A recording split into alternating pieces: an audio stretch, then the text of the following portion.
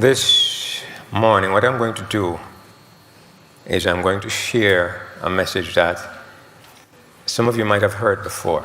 But I want to do this because I believe that it's very important that we come to focus on what is most important of all.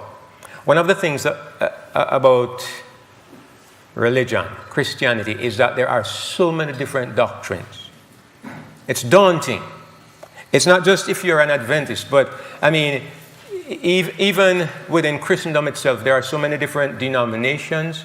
And then when you come into Adventism, there are so many different ideas, so many different doctrines, not just the 28 fundamentals, but also the other little side issues that float around. And it's difficult sometimes to zero in on what is really important. What does God want of me? Because there are so many things that are happening and so many things impacting on our minds. And, when I think about this, I've given this some thought. And sometimes I find that the best way to understand some things is to use illustrations that we see around us. I ask myself the question, why did God create me? Okay, he didn't create me, he created Adam. I was created in a second-hand way, okay, by inheritance. But still, why did he put me here? And what does he want of me? This little speck of dust on this planet, what does he want of me? You know, when I was 25 years old, I wasn't married. My brother was married, and he had a son. And one day I heard the little boy say, "Daddy." And my goodness, something moved inside of me. I didn't know you had paternal instinct. I know women have that feeling. I didn't know men have that feeling too. But the little boy said, "Daddy." And something moved, and I thought, will I ever have a little boy to say daddy? And I had a desire to have a son. Well, it wasn't long. A couple of years later, I had my son. But it makes me think when I consider something like that. What did I want of this little boy? Why did I want a son? Was it so I could find somebody who could provide for me in my old age? Was it because I wanted somebody to see how well he could keep my principles and my rules? What did I want? And I realized I just wanted somebody that I could love and that could be I could enjoy seeing him and being with him, and having had children and now grandchildren, it's more than ever reinforced in my mind that this is the reason why I want to see children around me, why I want children. It's not to get anything out of them except the joy of having them around. And I wonder if this is a part of the image of God that still remains in us. When God created us, what did he want? What was he looking for? This almighty God, this creator, this great being, sometimes we don't understand what really goes on in his heart because we get confused by all the different ideas that float around. Because of the concepts we have of him, of the great administrator, the great lawgiver, the great policeman. And we don't understand what goes on in his heart. I think that's the greatest question of all. And that's the greatest question we need to answer, because how we relate to God, the kind of religion that we possess, will depend upon the way we answer these questions. And that is why I want to go back to a message that I presented before, but I think I would like to share it again here, which is entitled, "The Eyes of God." I'm going to ask Brother Howard to come and sing a song with me, or to sing a song. I'm going to join him in the chorus. But I'd like to share this song as an introduction to what I have to say this morning.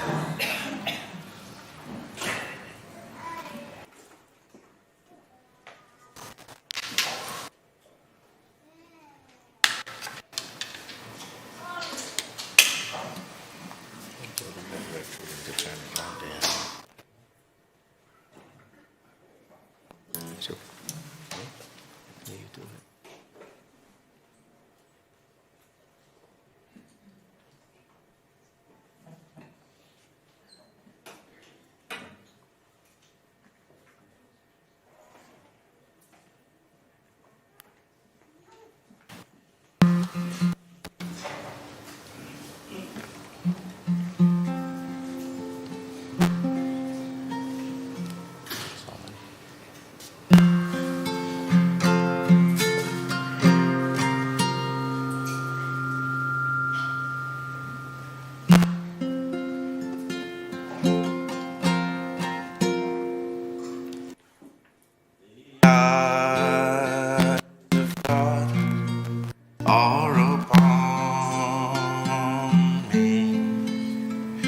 They see everything I do. The arms of God are around me. They keep me safe and secure. And He knows where I am every hour of every day. He knows each thought I think. He knows each word that I might say. And although there were times I stepped out of His way, I've never been out of His care.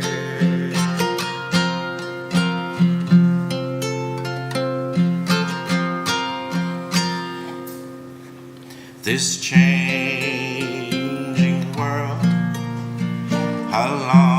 alarms me with war, with pain, with strife. But my loving Father, He charms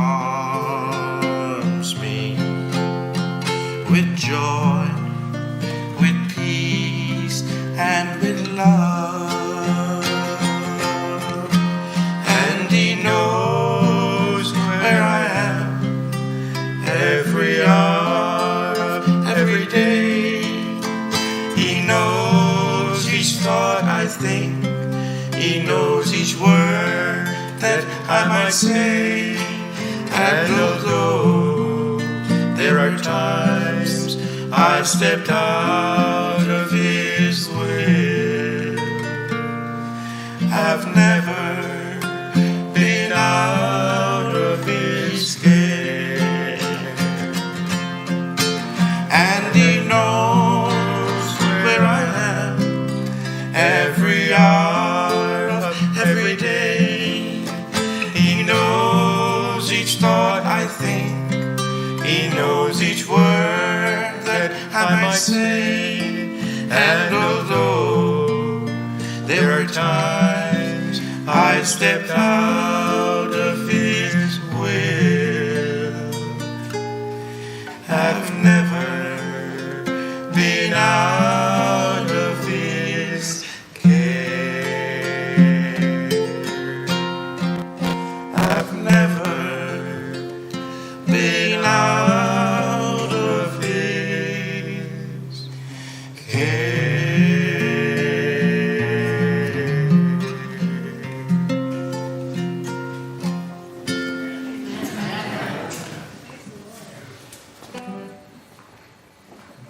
Thank you, Brother Howard. When you talk about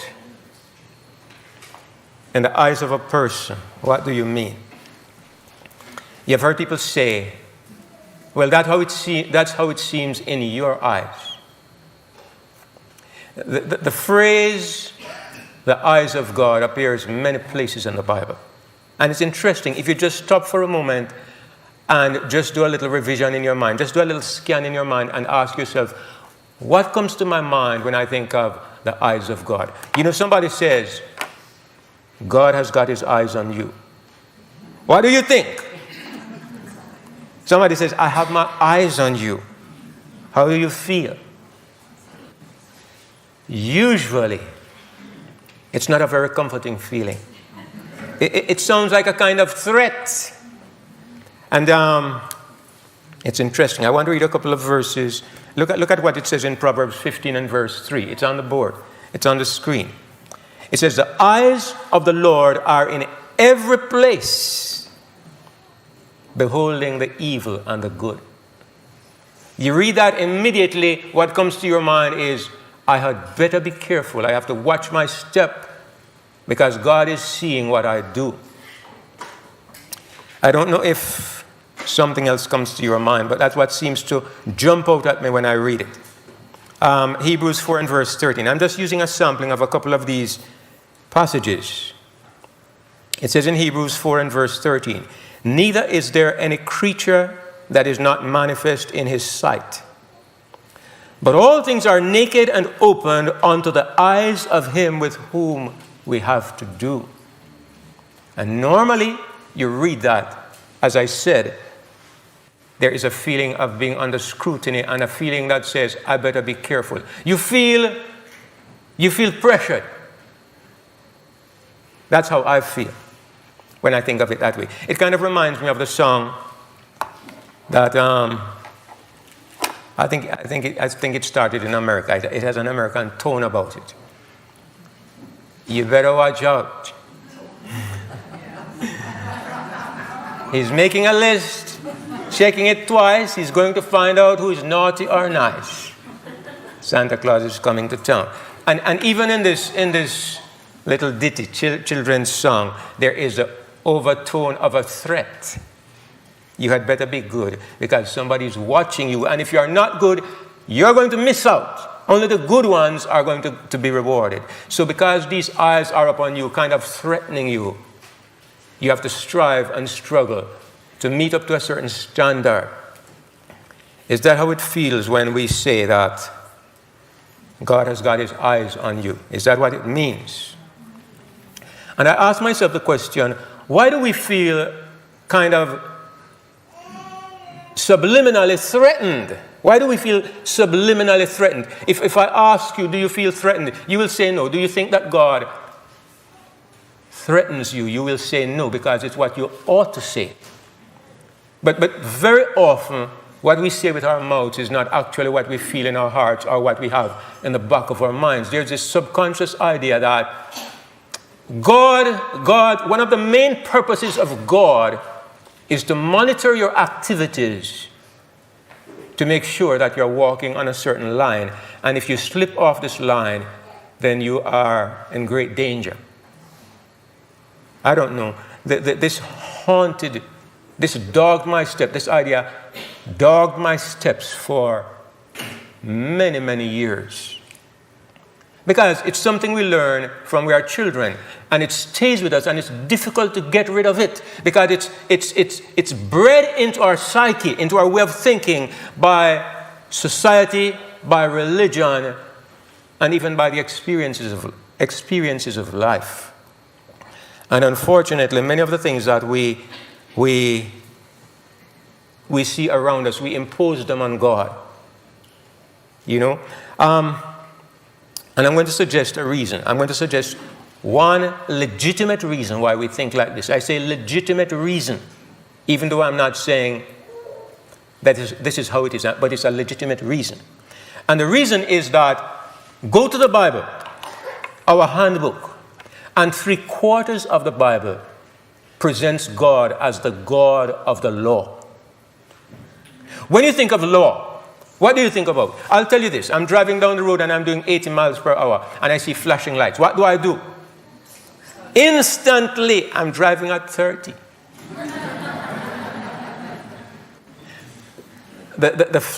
When I think of law, I think of restraint. I think of control yourself, be alert, look out. When I see a policeman, that's how I feel. I guess in the old days, they used to try to promote the idea that the policeman is everybody's friend. But these days, that has kind of changed. I think it may be true here, but I know in Jamaica, if a policeman steps out and he holds up his hands like this, instantly you feel threatened.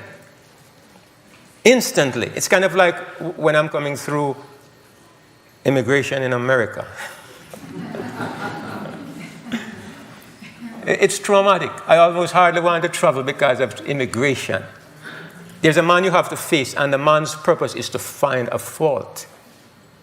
He's trying to find a reason to send you back or to make you sit in a room and miss your next flight.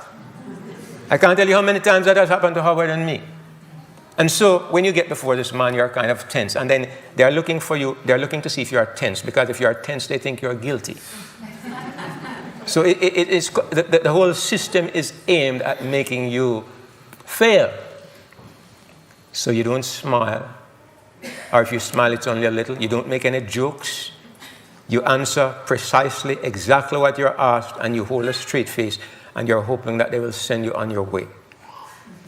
So, where you are in a system or an environment where you are controlled, this is the way that we operate under a system of law. And the whole or 3/4 of the Bible is focused on the idea that God is a God of the law. I'm going to read some verses for you. And they're not the best verses, but I'm focusing on them because they are some of the worst verses. But they're in the Bible. Listen to what God says in Leviticus 24:19 and 20. He says, "And if a man cause a blemish in his neighbor, as he hath done, so shall it be done to him. Breach for breach, eye for eye, tooth for tooth. As he hath caused a blemish in a man, so shall it be done to him again." Look, if you knock out a man's tooth, or to put you against the wall, get a chisel and knock out your teeth.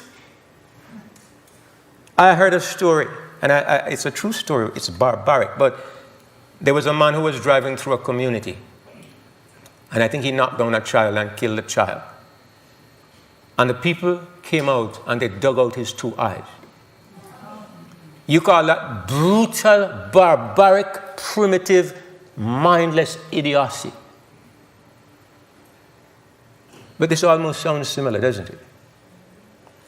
It almost sounds similar. It sounds like the person who crafted these words says, vengeance, retribution, mercilessly. It sounds that way. Now, I understand why this is in the Bible. Thank God I understand.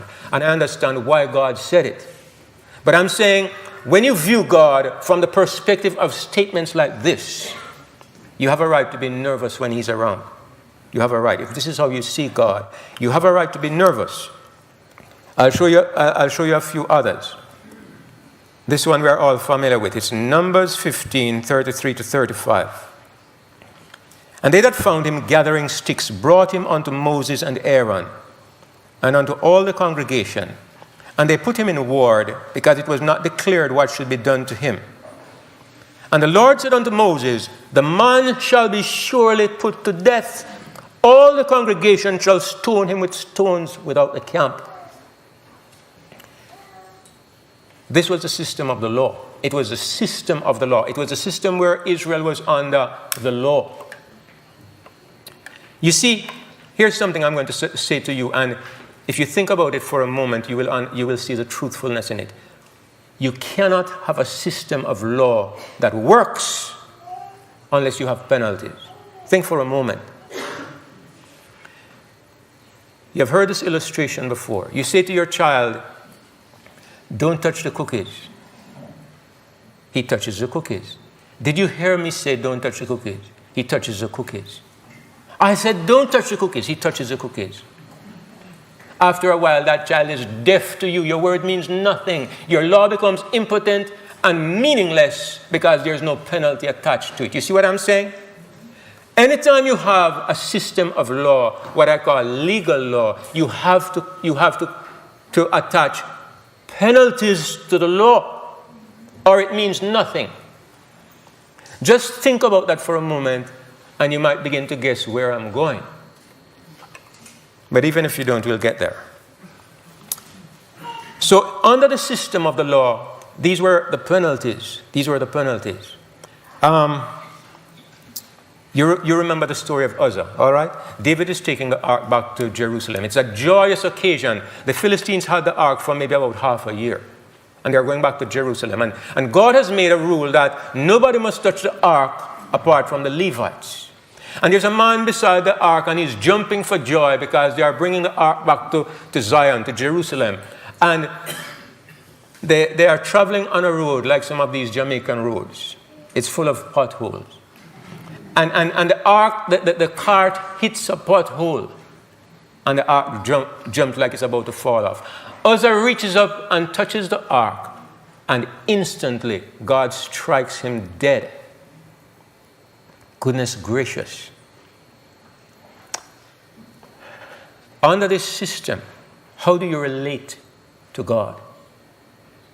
You dare not make a mistake. Your situation is one of fearfulness and hoping that you don't make a mistake. That's the system of the law. Now, you can understand what the people say here in Numbers 17 and verse 13. Look at what they say. I can sympathize with them. Let me start from verse 12. And the children of Israel spake unto Moses, saying, Behold, we die, we perish, we all perish. Why are they all going to perish? Whosoever cometh anything near unto the tabernacle of the Lord shall die. My goodness. Shall we be consumed with dying? They are deadly afraid of God. Why? Because they can't make a mistake.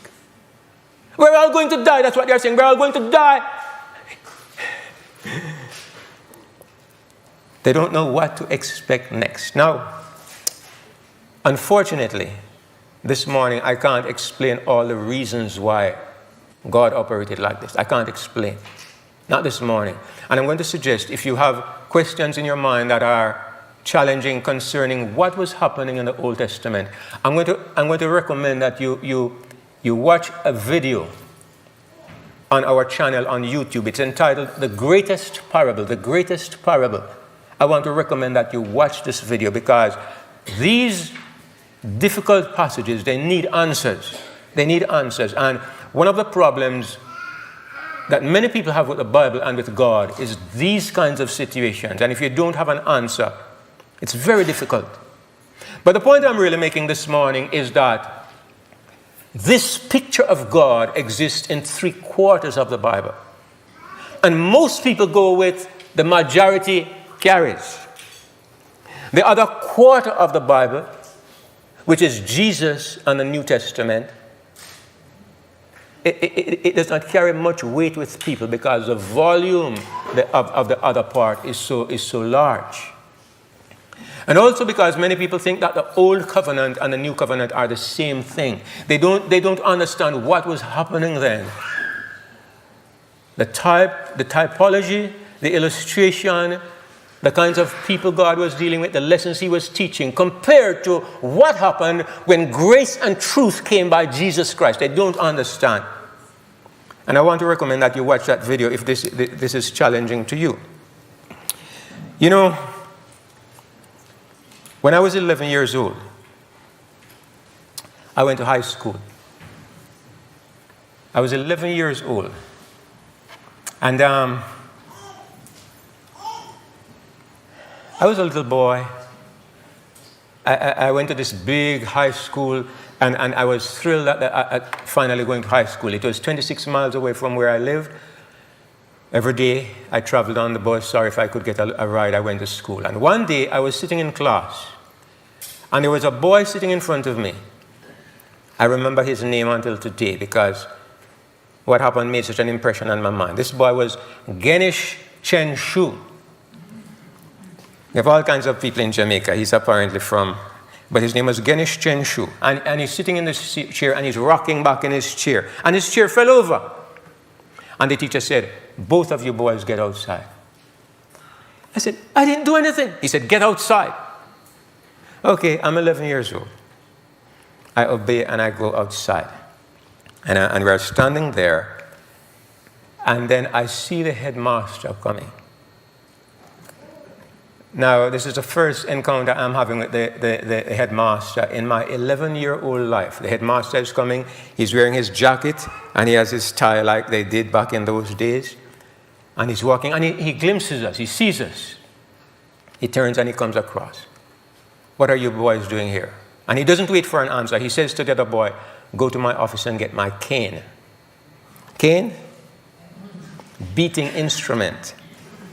So the other boy went running off. He wouldn't even walk. And running.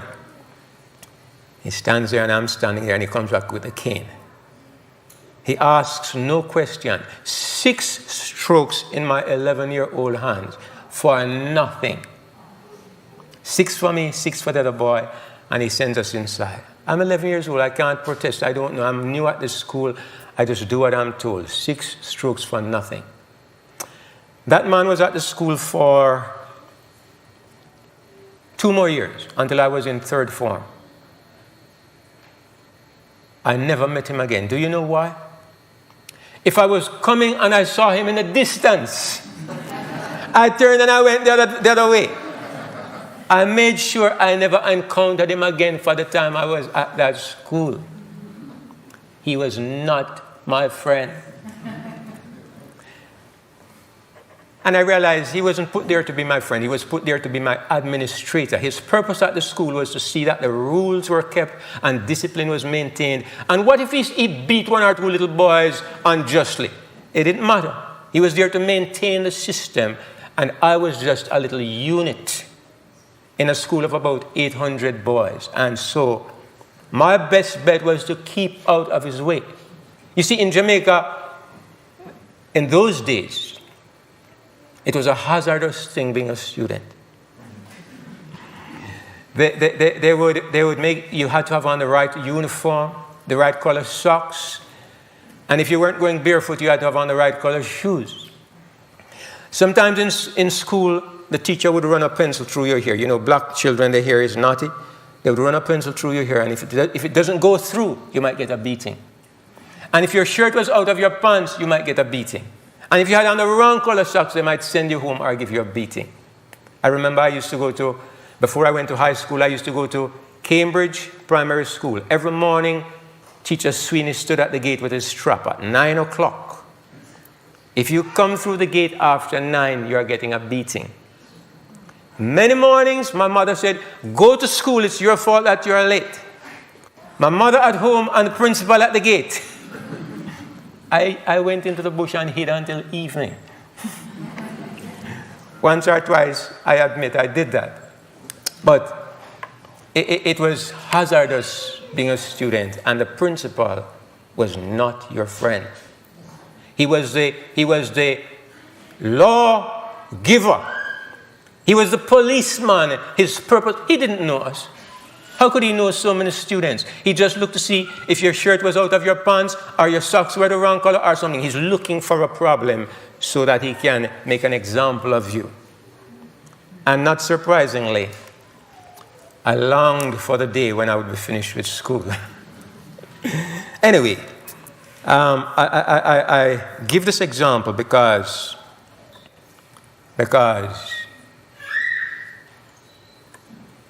I think that sometimes this is how we think about God. If you think of all the people who are in administrative positions and who have authority to do damage to you in whatever way, whether it be the policeman or the IRS or immigration or the principal, how do you feel in the presence of these people? Sometimes you put on a brave face, but you're really tense inside. Because they have authority over you and you don't know what can happen. I was coming through immigration in Charlotte once with my wife and my 17-year-old daughter. My wife is British because she was born in England. My daughter became British through inheritance. I'm the only one with a Jamaican passport. We come into Charlotte and we stand before immigration. He looks at our passports and he says, where did you get these fake British passports? My mouth dropped open. I said, those passports we got at the British Embassy in Kingston. He slammed his hand down on the desk. These passports have been tampered with. These are not genuine passports. They put me in one room, my 17-year-old daughter in another room, my wife in another room, and they interrogated my daughter. They interrogated me and my wife. And at first I was boiling mad. But then I thought, these people can make you disappear. And nobody knows anything. They would not allow me to call the person that was waiting for me at the end of the line. They made me miss my connecting flight, and I could not call to say anything to the person who was supposed to pick me up. And we sat there for more than 2 hours. Finally, I said, call the British Embassy. They refused. I said, give me a call. They refused. We just sat there being interrogated. And I mean, you can understand why when this thing happens a few times, you become a little paranoid. You don't want to be near these people. You endure it like taking medicine. You have to do it, but it's not pleasant. Anyway, they eventually let us go, and that was that. But anyway, the point I'm making is that the issue of how you view God is very important, and the point I'm making is God to you the great administrator, the great policeman, the great defender of the law? What is he? It's very important, the concept you have in your mind. This morning I got up and I felt a feeling in my heart, and I said, Father, I'm sorry I haven't been so close to you. And I felt good when I said it, because I realized it was true. I was not sorry because I broke his rules. I was not sorry because I've done some terrible thing. I'm just sorry because I haven't paid as much attention to you as I should. And I only feel that way with somebody that I love. And I felt happy because I realized that this was a sentiment in my heart. And I wonder if he had the same kind of feeling. At the same time, I was suffering from these headmasters. It wasn't all bad, but I'm just bringing out the bad aspects of school life as I remember it. But at the same time, there was another headmaster in my life. Do you know who it was? My father. My father was also principal of a school at the same time. And do you know, I came home every evening and I was never afraid. I was never afraid.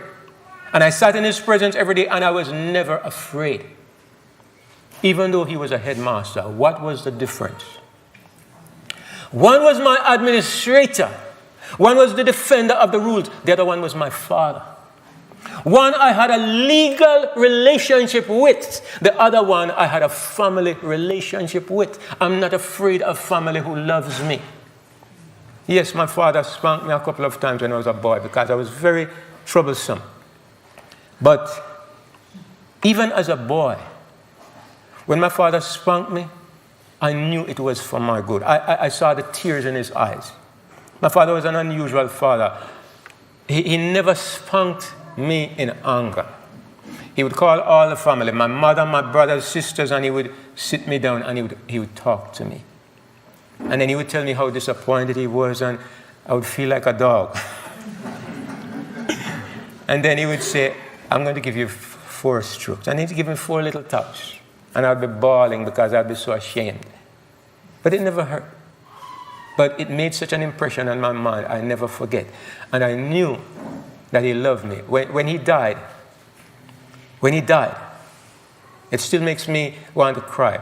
Instantly, when I heard that he was dead, when my brother called and said, when my brother and my sister-in-law called and said he's gone, I said, gone where? I couldn't believe he was dead because my father never dies. He gets sick all the time and then he's okay. So they said he's sick, and I said, I'll come in the morning. They called in the morning and say he's gone. I said, gone where? Because I wanted 5 minutes to tell him how much I appreciated him. Never got the chance, but I will get it still. I will get it because I'll see him. But I appreciated him because one thing I know, with all his faults, I've come to understand the love of God easier because of the father that I had. because I never ever could question his love, even when he had to correct me. He loves his children very much. So, some of that I've been able to transfer to my understanding of God. I'm just going to make 2 comments about the law, maybe 1 comment before I move on about the system of the law. Just 1 thing, because I'm going to recommend that you watch that video entitled The Greatest Parable. But I just want you to look at this verse in Matthew 19 and verse 8. Let me start from verse 7. They say unto him, why did Moses then command to give a writing of divorcement and to put her away? He said unto them, Moses, because of the hardness of your hearts, suffered you to put away your wives. But from the beginning it was not so. They say Jesus always answered with, thus said the Lord. He quoted scripture. I'm going to tell you that in this place, Jesus contradicted the scripture. All right? Jesus cannot quote the Bible for what he's saying here.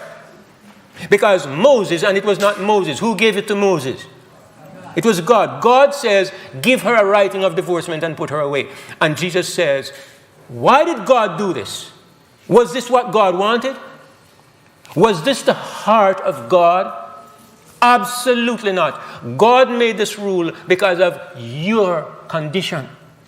God was catering to what you are, and so he had to adjust what he permits. Now, why do I point this out? Because I'm saying if you can understand this, you have a key for understanding many of the things that happened under the law. Why did God say these things under the law? Why did he allow and do these things under the law? This verse gives us a clue that it's not just in this one instance. In many of the things that were permitted and commanded under the law, it was done because of the condition of the people. Paul says in Galatians 3 and verse 19 that the law, wherefore then serveth the law? It was added because of transgressions. It was not God's heart nor his ultimate plan. It's not how he wanted things to run. It's how he had to do things because of who he was dealing with, because of the condition of planet Earth and the stage he was at in the development of the plan of salvation. And we're not going to dwell on that too much today, but I just want us to bear that in mind as we move on. Now, what is important then? I'm going to suggest to you that it's very important how you understand God to be looking at you. What kind of eyes is God looking at you with? Is it the eyes of the headmaster, or is it the eyes of my daddy? How do you feel when you come into his presence? Are you in the presence of the immigration officer, of the cop who stops you on the road, or are you in the presence of a family member? What kind of relationship do you have with God? And the answer to this question is really the reason why I and so many people here, so many of the speakers, seem to be talking about the law. And you say, and the opposers will say, these people are at that camp meeting attacking the law. And it's a lie. Because all of us know that the law is holy and just and good. But it's the question of, what does your understanding of the law and its place do to your relationship with God? That is the issue.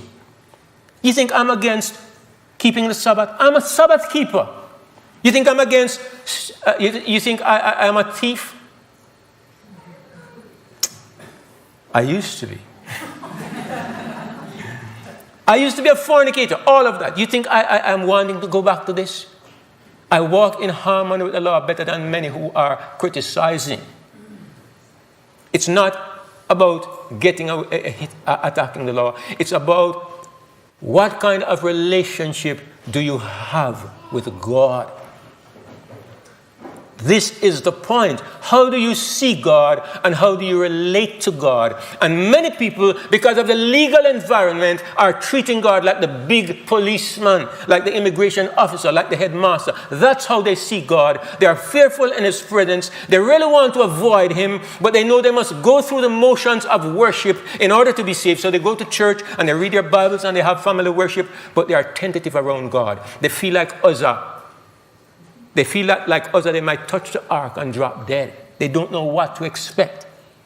They don't know what to expect of God because they know him through the eyes of the law.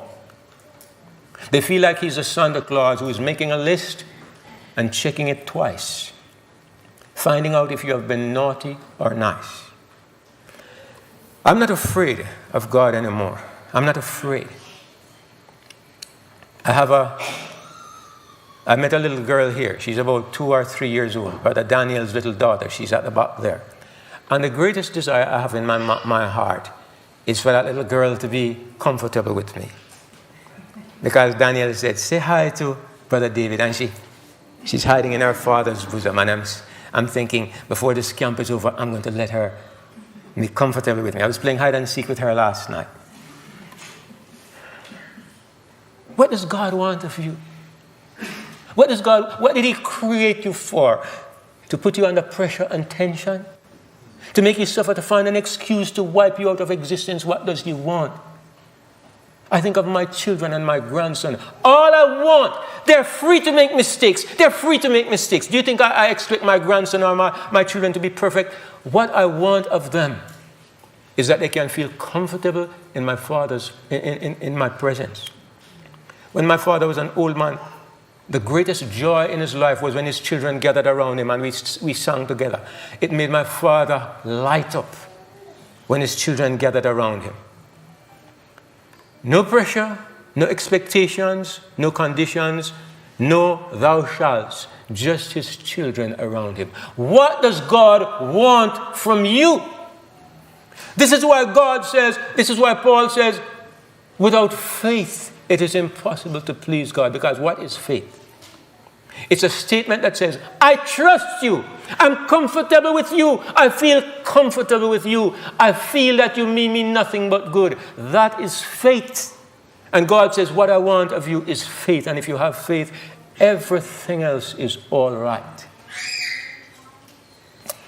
So, when I think about God and I want to get the right understanding of God, I go to the greatest revelation of God. God says, you have heard of me, and maybe you got the picture wrong. So I'm going to come among you in living color, in 3D. And so the Bible says, no man has seen God at any time. The only begotten Son, which is in the bosom of the Father, he has made him known. Let us look and see what we find when we look through the eyes of the only begotten Son. You know, there's a song. How many of us here ever heard the name Engelbert Humperdinck? Put up your hand. So many old people here. I know he's from that generation. But anyway, he sang a song, and it says,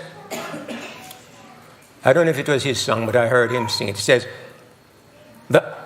it's true I know, that eyes of love might change the view for me. For eyes of love can see so much that other eyes don't see. I'm going to illustrate it. It depends on what eyes are you looking through. And that's why I entitled this presentation, The Eyes of God. What kind of eyes does God have? What does he see when he looks at you? And I want us to get this right. There's a story in John 8 of a woman who was taken in adultery. You remember the story? All right? They caught her on the Sabbath day and she's committing adultery. Not only breaking the Sabbath, she's breaking the seventh commandment as well. All right? I tell you what. The people who catch this woman, they see her through what eyes? The eyes of the law. And they take this woman, her hair is hanging loose. Her clothing is hanging off her body. They drag her out of the room and they drag her through the streets. A band of men jealous for the law. And people are looking through the windows. And the neighbors are horrified at this awful, blasphemous woman who dares to do these things. What of the woman? What of the woman who could have been my daughter? What if this woman was my daughter? The woman can't hold up her head. She is ashamed. She's trying to shrink and to sink into the ground. I tell you something. Do you believe that any woman wants to make her body into a highway? You think any woman wants to make her body into something that everybody passes through? Nobody considers the circumstances that drove this woman into this kind of situation. They don't consider the pain in this heart and the shame in this heart as they drag her through the road, weeping and ashamed. No sympathy, because everybody is looking through the eyes of the law. She broke the law. We're going to get rid of her today.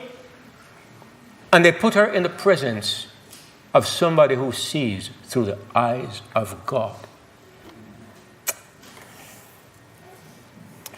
Thank God for Jesus. And all he can think about is the pain in this poor tortured woman's heart. That's all he can see and that's all he can think about.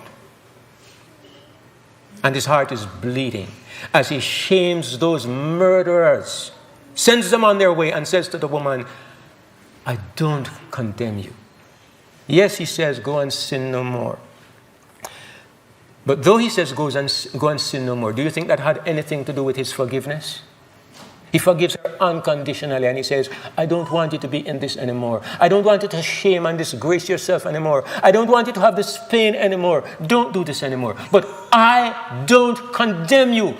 This is the eyes of family, not the eyes of the law. This is how God sees us, brothers and sisters. Not as objects to be measured and analyzed and assessed and you go here, you go here. He sees us as family. I asked the question, I have 4 children. Which of them am I willing to lose? I have one who is not yet baptized. He's in my prayer every night and every day. I'm not willing to lose any. Do you understand that we are the children of God? We're not objects in a computer system. We're not units on a ledger. We are people. We are children that he loves. He sees our hearts and feels our pain. And he loves us with a love that is immeasurable. You cannot love your children more than God loves you. Those are the eyes with which God sees us. We need to take this quarter, this 25% of the Bible, and make it fill our horizon. Because this 25% is the life and the story of Jesus, where you see the heart of God finally and fully and truly displayed. You look again. There are so many of them. Here's the story of the woman of Samaria. And let's look at what happened in verse 27. John chapter 4 and verse 27. Jesus meets this woman and he's talking with her. And it says that upon this came his disciples and marveled that he talked with the woman. Yet no man said, what seekest thou, or why talkest thou with her? Why did his disciples marvel?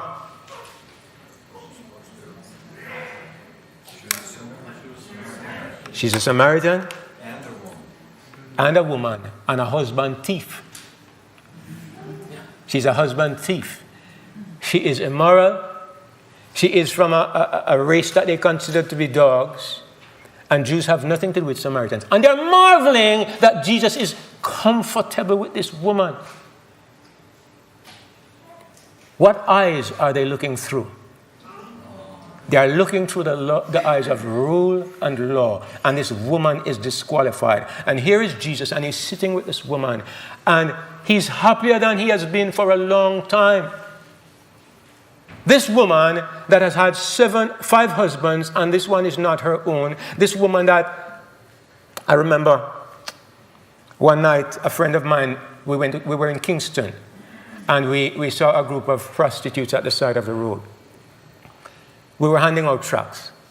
It was late at night too. It was about 10:30. And my friend said, let's go over and talk with them. And I admit, this is years ago. I was a young Christian, but the first thought that came to my mind, what if anybody sees me talking to these ladies? But we went over. And at first they were defensive. They said, get away, gonna go away, and so forth. But after we started talking, they warmed up, and we started having a nice conversation with them. And I found out, these are people. These are normal people who just want to find a way to survive. And my heart went out to them. But Jesus, he knows everything about this woman. And yet, Jesus tells this woman something that he has never said to anybody else. The woman said, we have heard that Messiah will come. Jesus says, I who am speaking to you am he. He never said that to anybody else. He always referred to himself in some mysterious riddle kind of way. But this woman he tells directly. Because Jesus does not see. God's eyes do not see as our eyes see. He loves this woman. He doesn't consider her past or even her present. What he's seeing through is the eyes of a father who is looking at his child who is suffering. Another occasion, another story. A Pharisee invites Jesus to supper. Simon. All right? There is a prestigious assembly. I suppose there are other Pharisees there, doctors and lawyers, and Jesus is sitting there. And all of a sudden, horror of horrors, there comes a woman through the door who has not been invited. And this woman is a woman of low reputation. I think it's the same woman that they brought to be stoned, okay? But she comes through the door and she has a bottle of ointment that costs 1 year's salary. Breaks it on her foot, on his foot, and she's crying, she's weeping. And she has her hair drying his feet. And Jesus is sitting there. He's so happy, you can see the contentment on his face. And the Pharisee says, this man cannot be a prophet. Why? Because the man is looking through legal eyes. How can this man be mingling with this woman of low reputation? What on earth? He should know that she's a sinner. And he judges Jesus because he's looking through the eyes of the law. But Jesus is looking through the eyes of family. It's his family. This is his child, his daughter. He's so happy. And in fact, he's outraged that this Pharisee and Judas conspire together to embarrass the woman. Judas says, with his thieving heart, why wasn't this sold for 300 pence and given to the poor? Because he's a thief. And Simon says, this man, if he were a prophet, would have known. And Jesus says, what this woman has done, anywhere the gospel is preached, it's going to be told as a testimony for her. And it's being told here today in Rowan Mountain as a testimony that God accepts the worst of people because he's not analyzing nor judging you on the basis of how well you perform, but whether or not you accept his son. It's faith that we all can get in. What I understand when I talk about the eyes of God today, brothers and sisters, is that I'm talking about the eyes of favor, the eyes of family, eyes that are looking for a reason to save me, not for a reason to make me lost. I was so glad when I finally understood this because for much of my life I was working to make it.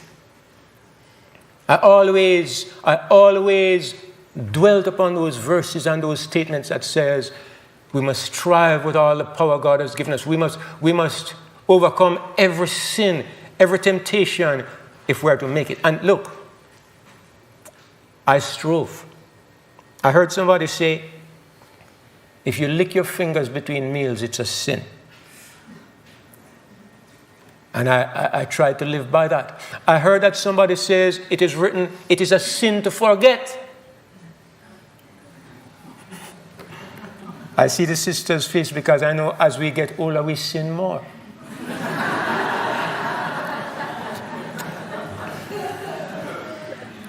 I try. And I'll tell you something. When you set out to be accepted because you do well enough, I'll tell you this. You never spend a day in your life that you feel truly accepted. Which day have you ever come to that you feel, I did it today? Which day? Well, if you are just a strict legalist to the letter of the law, the last time I killed somebody was before I was born, right?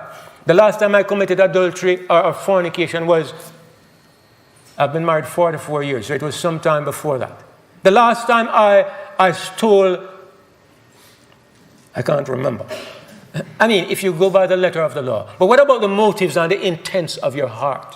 What about if you measure yourself like this? When was the last time you had an impure thought in your mind? When was the last time you were angry with somebody inside? You try to be perfect in this way. I remember one morning I was jogging, okay? I'm trying to be perfect. I see something, and I know that a thought is going to come into my mind. I say, I'm not going to think this, okay? So I start singing, right? I start saying 2 times 2, 2 times 4. I start saying my timetable. I start doing everything possible to keep the thought out of my mind. And if you understand how the human mind works, that thought is just sitting there and saying, okay, let's see how long you keep this up. And inevitably, about half a mile down the road, I let down my guard and the thought jumped into my mind. And I went home feeling defeated. And the point is, under this kind of situation, when do you ever feel, I've made it today, I'm fit for heaven? And if you do, it's only until tomorrow. I remember when I was young and naive. I was in college at that time, and I was working the system. And there were 3 days when I thought I didn't commit a sin. 3 days. I measured myself, and I didn't think I went out of line. Of course, it's just because my vision was so limited, right? But at the same time, after day number 3, what happened? Back to square one. I couldn't stand the strain any longer. And the point is, I'm not belittling the idea that we seek to please God in every way. I'm not belittling that idea. That's not the point. The point is, whether I make the mark or I don't make the mark, I am family. Look here. Do you think I ever said, when I was 17 years old, I became intransigent and I started going out on the road and I would stay out at night, and sometimes on a Friday night, my father would come looking for me with a flashlight. And he would be very kind and very gentle and say, come, let's go home. And I would go home. But he never said, leave the home. He never said, you have to go. There were 10 of us. And we were there forever. And yet, there were some people who came into our lives who came and went. My mother had 10 children, and so sometimes we had a helper. And I remember their names, Babe, Petrel, Sister Gaina. And each one came and they stayed for 2 years or a year, and then they went. They never stayed. Do you know why? Family is there forever. The servant must obey the rules, and they work for a salary. Their place in the home depends upon how well they perform and how well they are paid. Are you a servant or are you a son and daughter? What are you? How does your Father in heaven see you? And what do you think about your Father? Are you family or are you servant? The servant is not here to stay. You better perform.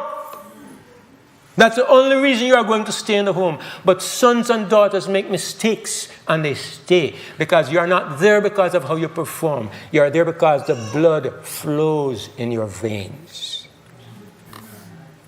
The blood of Christ is truly thicker than water. And this is why this verse has become one of my favorite verses. Ephesians 1, verse 6. I want you to rejoice in it with me as the last verse I'm going to read this morning. In fact, I'll read verse 5 as well. Having predestinated us unto the adoption of children by Jesus Christ to himself, according to the good pleasure of his will, to the praise of the glory of his grace, wherein he has made us accepted in the beloved. Brothers and sisters, I read this verse many years ago. I heard that John Wesley preached a sermon about it. I read his journal and he said, today I preached about accepted in the beloved. And I thought, what is there to preach about in that? In my days of ignorance, what is there accepted in the beloved? What is there? Today, it is one of my best loved verses. Because you could accept, you accept me here because you say, he has some good thoughts. Or, he is eloquent. Or, he's an American. Or, I like the color of his skin. Or, he's a well-behaved person. You can depend on him not to disgrace us. If I had to get to heaven on the basis of my performance, in Jamaica we say, dog nyam your supper. The dog is going to eat your supper because you'll be dead. If I were to be accepted on the basis of my performance, Dejvid Klejton isn't going to make it. I have never lived an immaculate life. I've never qualified. God found a way to accept me in spite of me. He found a way to accept me that has nothing to do with me. Do you see the amazing beauty, brothers and sisters? I accept you, and it has nothing to do with you. Amen. Praise God. Amen. He found a way, he found a means to save me outside of myself. I am accepted in the beloved. You say, Lord, I was found committing adultery on the Sabbath, and God says, I'm not accepting you because of that. I'm accepting you in the beloved. Lord, I had 5 husbands, 6 husbands. I'm a husband thief. I'm not accepting you because of that. I accept you. Do you accept the beloved? It's simple. It's beautiful. It's wonderful. It is the good news. Amen. Hallelujah. And when I understand this, I tell you, I love my Father. I love him. And I want to be his friend. And I want to please him. I want to make him happy because of the good thing he has done for me. Not because I'm trying to be accepted. I am accepted as family. I can stumble and fall. I am accepted. But I will not disgrace him. I will not dishonor him. I want to serve him. I want the world to know how good he is. So there's no fear that when we accept him because of love, we are going to let him down. He needs to say, now that you're mine, I know that you're in my family, I'm going to put you under threat again. No, no, no, no, no.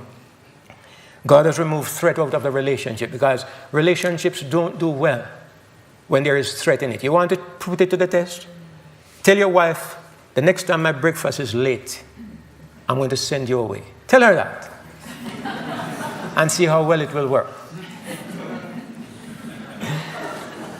But you understand and you see what I'm trying to say. I saw a cartoon when I was a boy. It was about a man who had a huge nose, covered his whole face. And in the story, he had 2 children, but he didn't know them. And he would not acknowledge that they were his children. And then one day, he saw the 2 children. And in the cartoon, when you look at the 2 children, what do you think you see? 2 huge noses.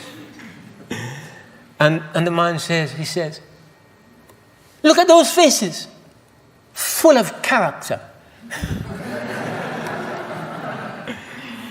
And it makes a point. The eyes of love see only what is good. Even in the ugliest thing, the eyes of love are looking for a reason to see something good. God is looking at you through the eyes of love, not the eyes of the law. Praise the Lord. Please bow your heads with me as we pray.